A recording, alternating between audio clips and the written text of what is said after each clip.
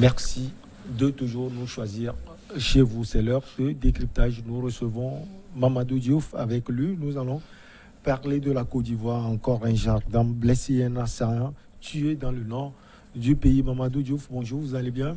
Bonjour Michel, je me porte très bien. Un gendarme ivoirien a été blessé, un assaillant tué mardi dans une attaque près de Téini, dans le nord de la Côte d'Ivoire, une région frontalière du Burkina Faso déjà frappée par de présumés djihadistes. Mamadou, encore. Mais malheureusement encore, puisque on entend ce discours qui veut nous rassurer que les dispositions sont prises, il y a un déploiement de l'armée, mais cette façon classique d'agir n'est pas efficace face à ce qu'on appelle une guerre qui n'est pas une guerre comme les guerres habituelles. Celle-ci, comme on le dit, n'a rien à voir avec la guerre habituelle où vous avez une armée qui fait face à une autre armée. On est en face d'une guerre asymétrique. Vous voyez bien, c'est des gens sur des motos. Il y a combien de personnes sur des motos en Côte d'Ivoire?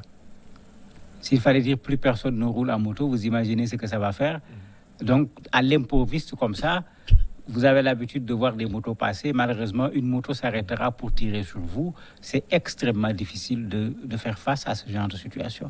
Donc, on n'est pas surpris de voir ces attaques, surtout dans cette zone, parce que c'est comme si actuellement, les terroristes essayent de s'implanter véritablement dans cette zone, parce que depuis quelque temps, les attaques se multiplient quand même dans ces lieux. Même en 2020, on a vu plusieurs attaques au nord de la Côte d'Ivoire. Tout à fait. Il est clair qu'aujourd'hui, comme les spécialistes l'avaient dit depuis fort longtemps, ils sont intéressés par les pays côtiers. Cela avait été dit et ça se vérifie de plus en plus à travers la Côte d'Ivoire en particulier. Et c'est comme s'il y a une fixation. C'est comme s'ils veulent créer une sorte de, j'allais dire, un continuum territorial, Mali, Burkina, Côte d'Ivoire. Vous avez à peu près un espace qui est le même, un peu ce qu'ils ont fait de l'autre côté, avec le Nigeria, le Tchad, le Cameroun, le Niger. Bon, est-ce que c'est la même situation qui est en train de se reproduire? Il y a de quoi se poser des questions d'abord, et ensuite, de quoi s'interroger sur la forme de la riposte. Est-ce qu'elle est adaptée à ce que nous voyons actuellement sur le terrain? On a l'impression, Mamadou, qu'à chaque fois, c'est la même manière de riposter. On attend toujours, ça commence toujours par un mort, 2 morts, 3 morts, et finalement, c'est un cas général. Mais c'est ça que les gens oublient, parce que quand on dit un mort, on oublie les morts précédents. Si on en faisait le bilan à chaque fois, quand il y a un mort, qu'on rappelle ce qui s'est passé, en Côte d'Ivoire, il y a eu un mort cette fois-ci, à peu près une semaine avant, il y a eu 2 morts. Dans les mêmes conditions, une attaque avec des individus qui étaient sur une moto. 2 morts, un gendarme, un garde forestier cette fois-ci. Mais ça veut dire que quand on dit un mort, c'est une attaque, il ne faut pas détacher cette attaque des autres attaques. Ça permet de voir déjà le nombre d'attaques et de situer véritablement le problème en se rendant compte qu'il est grave. Alors que souvent, on parle d'une attaque, on parle de la riposte, on dit qu'on a déployé les forces de l'ordre. Ici, bon, ils disent qu'il y a un mort. Fraternité Matin, ils disent qu'il y en a 3, en disant que parmi les 3 même, il y a un qui est clairement identifié comme étant, entre guillemets, un djihadiste. Bon, on attend de voir exactement ça va être quoi. Mais ce qui est sûr, c'est que ce mort-là est un mort de plus. Ce mort-là est un mort de trop. Moi, je crois que c'est dans la stratégie qu'il faut revenir. Ces gens jouent à travers les frontières de nos pays. Mais il est temps que nos pays le comprennent une bonne fois pour toutes et qu'il y ait une riposte globale au lieu d'une riposte du Mali, une riposte de la Côte d'Ivoire, alors que le gars, il frappe en Côte d'Ivoire, il va se cacher au Mali, l'autre cache au Mali, il vient se cacher au Burkina, l'autre frappe au Niger, il vient se cacher au Burkina. Mais si on continue à agir comme un État devant des gens qui parlent d'Afrique de l'Ouest, qui parlent même d'État islamique, c'est-à-dire qui essayent d'avoir quelque chose à l'échelle mondiale, mais il est clair que nous serons toujours derrière en train de les poursuivre et c'est eux qui vont donner le ton à chaque fois dans cette guerre qui malheureusement a du mal à se terminer. Mamadou Diouf, un autre modus operandi, c'est d'attaquer les commissariats. On est à la quête des armes.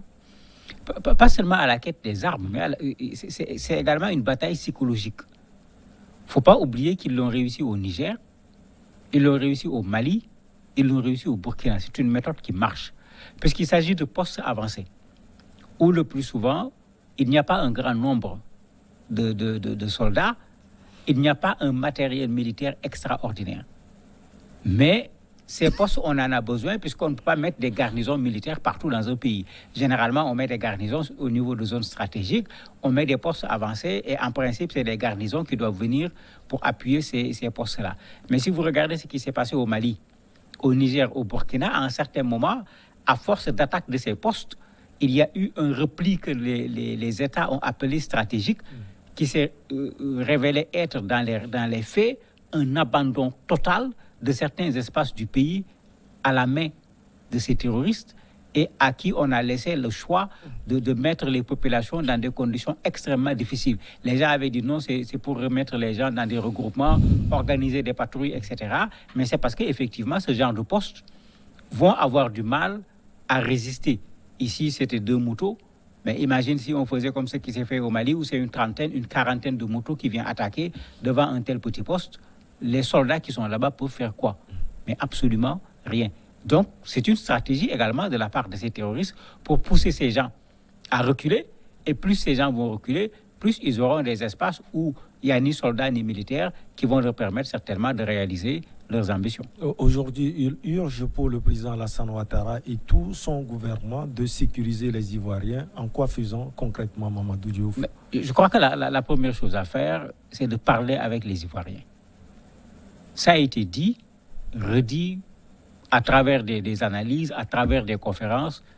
La méthode militaire seule ne permettra pas de résoudre ce problème. Et quand vous regardez dans beaucoup de nos États, on est plutôt dans la riposte militaire. Il faut lutter contre cet extrémisme en faisant en sorte que les populations elles-mêmes soient impliquées. Il faut empêcher le recrutement. Il faut faire en sorte qu'on puisse tarir les sources financières qui permettent à ces gens de pouvoir trouver des armes, trouver du carburant, etc. Il ne faut pas seulement y aller d'un point de vue militaire. Et là, il faut lutter contre la pauvreté aussi. Mais bien sûr, cela en fait partie, puisqu'il est clair que quand on regarde les prisonniers qui ont été interrogés dans les prisons pour essayer de comprendre pourquoi ils sont allés dedans. Les gens parlent en permanence de religion, mais une bonne partie d'entre eux, ils sont allés parce qu'il n'y avait rien à faire, il n'y avait rien à mettre sous la dent. Et ici, tu avais un boulot qui ne demandait aucune compétence particulière, sinon avoir le courage de tirer sur quelqu'un. Et ça, c'est ressorti clairement dans bien des études et qui ont été faites dans des pays différents. Mais c'est suffisant pour que nos pays comprennent qu'il y a un terreau favorable qui est là. Tant qu'on ne va pas s'occuper du terreau favorable, quand vous prenez certains des terroristes, le terreau favorable va produire encore d'autres terroristes et cette guerre sera interminable. Alors, Mamadou Diouf, on voit aussi un pays qui est souvent divisé sur le plan politique, hein, il faut le souligner. Est-ce que la Côte d'Ivoire va pouvoir résister? Je me dis que sur le plan politique, les Ivoiriens ne risquent pas de se diviser sur cette question. Parce que quand les attaques terroristes se font, je ne crois pas que les terroristes demandent aux gens s'ils ont une carte de RHDP, je ne sais pas moi, FPI ou de je ne sais quel parti. Oui, effectivement, le nouveau parti de Gbagbo. Je ne le crois pas. Et je crois qu'un homme politique doit savoir que quand l'État est menacé, quand la nation est menacée, il faut nécessairement un sursaut. Et ce sursaut doit se faire au-delà des appartenances, au-delà des clochers. Parce que si on ne le fait pas, mais même celui qui va prendre le pouvoir après le président Alassane Ouattara dans une Côte d'Ivoire minée par des attentats, en quoi celui-là va pouvoir amener la Côte d'Ivoire vers le développement? Il ne pourra absolument rien faire. Donc, les hommes politiques n'ont qu'à faire attention. Le terrorisme ne doit pas être utilisé comme une marchandise face à la situation politique de la Côte d'Ivoire. Donc, il faut une union. Hein. Nécessairement, partout où on a vaincu le terrorisme, à un certain moment, c'est cela. Vous avez vu ce que le Mali est en train de tester actuellement. Lors d'une rencontre qui a regroupé les Maliens venant de tous bords, les gens ont dit, mais attendez, militairement, on n'a pas trouvé de solution. Les populations maliennes sont fatiguées, les activités économiques sont perturbées, mais parmi ceux qu'on appelle terroristes, il y en a qui sont des Maliens. Allons les voir, allons discuter avec eux pour trouver une solution pour le Mali. Mais la Côte d'Ivoire pourrait imaginer également la même situation si les contextes ressemblent au contexte malien. Merci beaucoup à vous, Mamadou Diouf. On marque une petite pause et dernière, on reçoit l'invité du jour.